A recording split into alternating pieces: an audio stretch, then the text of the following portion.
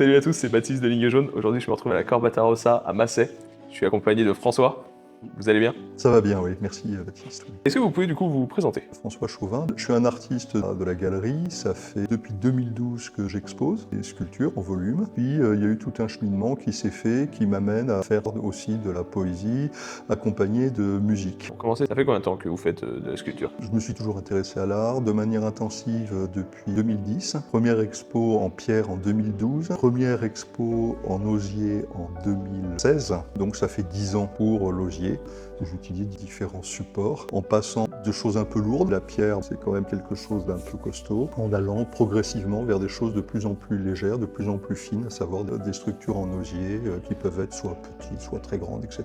Donc tout ça va dans le sens d'un allègement. Alors vous faites de la poésie? La poésie, c'est absolument génial parce qu'il suffit d'un crayon et puis d'un papier. Donc on fait ça partout où on veut, quand on veut. Mais je mène tout de front, c'est-à-dire je continue à faire de la sculpture en pierre, en osier. Je fais aussi de la projection d'images et je fais de la photo. Donc j'étais là aussi ce matin pour tirer des photos pour une expo sur la photographie plasticienne. Ouais, du coup, vous avez sorti des livres. Est-ce que vous pouvez nous les présenter? Alors ça c'est très récent en fait. Ça fait 3 ans que j'écris de la poésie. J'ai sorti 2 types de livres. Un recueil, donc là c'est écrit petit, il n'y a pas d'illustration. Et il y a tous mes poèmes sélectionnés. Donc c'est le principe d'un recueil. On met tout organisé par thème. Donc l'amour, la création, l'envol, le cœur, la tête, les sens, les éléments, tout ce qu'on veut.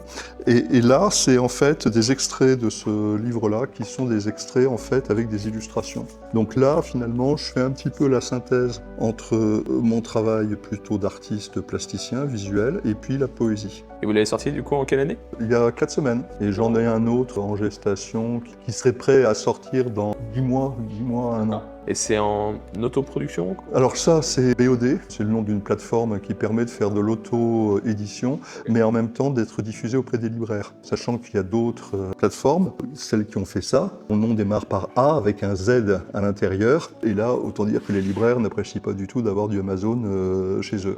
Donc pourquoi je fais de l'auto-édition? Parce que l'édition par des éditeurs spécialisés en librairie, j'édite des bouquins par ailleurs dans d'autres domaines du management, chez des maisons d'édition et dans le domaine de la poésie.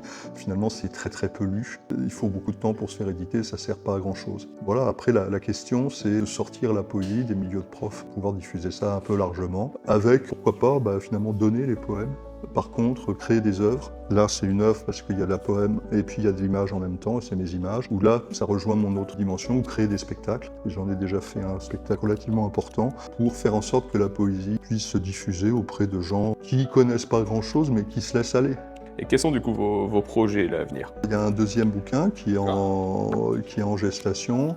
Mes projets, j'ai une partie de mon activité qui se fait au Danemark, donc ça c'est super parce que j'ai mis énormément de temps avant de franchir la frontière et finalement c'est tellement agréable dans des pays où on est bien accueilli. Donc je vais y retourner cet été. J'ai 2 expositions importantes, dont une à Loudun, l'autre à Thouars, donc je vais être beaucoup dans les Deux-Sèvres, c'est un peu le hasard. Après les projets, tout ça c'est très long. Il y a beaucoup, je fais 7 à 8 expositions par an, ce qui est énorme, mais en fait le vrai travail de fond, il se fait en arrière-plan et ça, je peux absolument pas dire où ça va. Donc le projet, c'est aussi d'avoir du temps, de créer, et puis on verra bien où ça ira ensuite. Est-ce que vous avez un dernier mot à dire?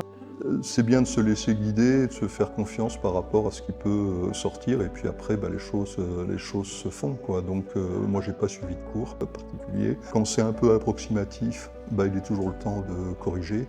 Donc il n'y a pas besoin de cocher toutes les cases et d'avoir toutes les techniques, machin, etc. pour commencer à rentrer dans quelque chose qui se partage. Donc moi mon petit mot c'est de dire allez-y, quoi.